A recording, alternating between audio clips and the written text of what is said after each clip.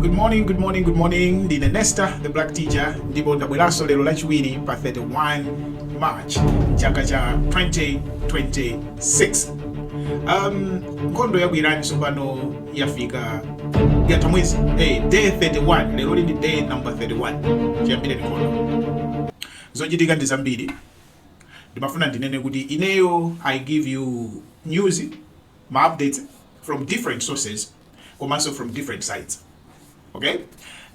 Apart from giving you news, so analyze. I give you my analysis. Right? My analysis is an opinion. Okay? It's me giving you my opinion. My opinion might not be exactly as your opinion. In mutakukala ndo opinion yosiyana mene mukuonera. Okay?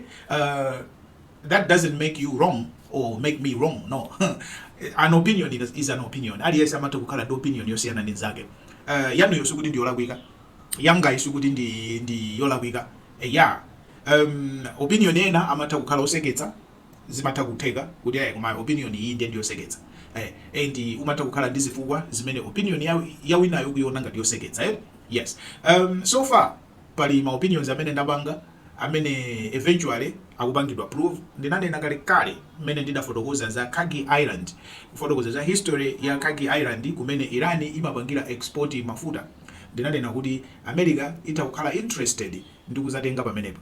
Leloli tonse tikudziwa kuti America ikutumiza asilikali ambirimbiri, including ma airborne battalion, kubwera ma marines.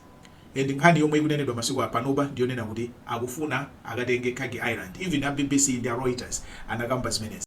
So you can see this is an analysis yomwe ife ndidapanga kumayambiriro kuja kulankhulaso zinthu ngati zimenezi. So these are opinions. Nditakukhala kuti zimene nanenazo zikulowera ndi kumeneko. It means kuti my analysis was accurate. Komanso my analysis can be wrong. It doesn't mean kuti china chilichonse chimene ine ndaonera mmene zikukhalira will be correct. No. But ndikapereka news ndimandifotokoza ndithu kuti kwachitika news yakuti. Ndikudziwa kuti anthu ambiri muli ndi mbali mukusapota Irani, ndipo mukusapota Irani mwanumo china chilichonse chimene Irani ingapange inuyo musapota. China chilichonse chosemphana ndi Irani inuyo muchitsutsa. That's how you are. Aliponso ena amene mukusapota Israel ndi America. China chilichonse chimene Trump ndi America angapange inu mukuchisapota. China chilichonse chotsutsana nawo inu mukudana nazo. That's you. Komano ineyo my views pa nkhondo yosei monga Nesta the black teacher ndinanena kale, this is an illegal war. Nkhondo hii si mayenera kuyambika. America ndi Israeli kupita kukapanga ataki Irani sa mayenera kupanga zimenezi. I opposed this from the very first day. Kupita kukapha Ayatollah, that was not supposed to be done. Sisi mayenera kupangidwa zimenezi jaya. And I didn't like it. Kuti dziko lina kubwera basi nkuzangopha ni mabomba kumupha tsogoleri wa dziko lina ndi anzake onse ndi that was barbaric in my perspective and in my opinion. Anyway, having said that, achita zimene zolakwika ma Americans, nkhondo yayambika. In the process of fighting, masiku amene akumenya nawo, Iraniso itaso kupanga zinthu zina zophoira, ineso ndithakuzinala izinso iziso zophoira. Then mwachitsanzo padakali pano tikuziwa kuti America yapha atsogoleri ambiri a military Irani, yapha atsogoleri ambiri ndingoti Israel, yapha atsogoleri ambiri andale kuyambira Ayatollah, a military ambiri aphedwa. Okay, so you find kuti mwapha anthu ngati osewa, anthu amene anali ndi experience, anthu amene anali okhazikika nkhalakale, anthu amene mukanatha kukambirana nawo, kugwirizana nawo kuti mupange mgwirizano kapena mutese nkhondo onse mwapha. In the end mupezeka kuti mwatsala ndi anthu ngati awa. Ndi anthu ngati awa wazochita zawo zachibwana. Amene iyi video imene iyi ndi silikali nditu. Video imeneyi imapangidwa post ku embassy ya Iran. Page ya embassy ya Iran, official page, kupanga post video ngati imene. Akuda kumpanga troll Trump. Nkhondo iyi ndi ya serious.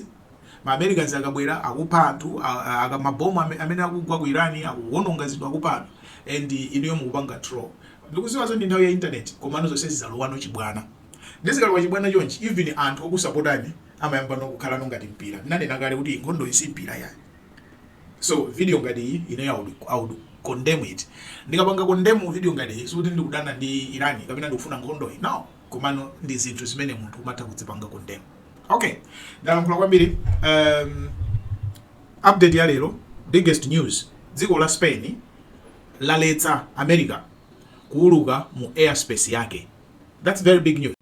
Tonse tikudziwa kuti dziko la Spain lidali dziko loyamba ku Europe ndipo member wa NATO kunena kuti America simayenera kuyambisa nkhondo iyi. Kunena kuti nkhondo iyi it's illegal. President wa Spain adalankhula ndithu zimene zizi. Ndipo padakali pano akupitirizabe akukaniza America kugwiritsa ntchito ma base yake. Ali ndi ma base amene amapangidwa operate America ndi Spain limodzi. America ma base yake ena amene ali kunja, nanena kuti America ili ma base ambiri. Ma base yake ena sikuti ndi awo khaya, amagwirizana ndi dziko lija ndi kumagwiritsa ntchito base imodzi, kumapanga operate imodzi. Ma base paja kukhala kwa ma American soldiers, ukuso kukhala ma Spanish soldiers. Ndi ali ndi base amene ma base amene amakhala limodzi ndi military ya Spain. Adaganizidwa kuti asagwiritse ntchito ma base amenewa kupita kukapanga attack Iran.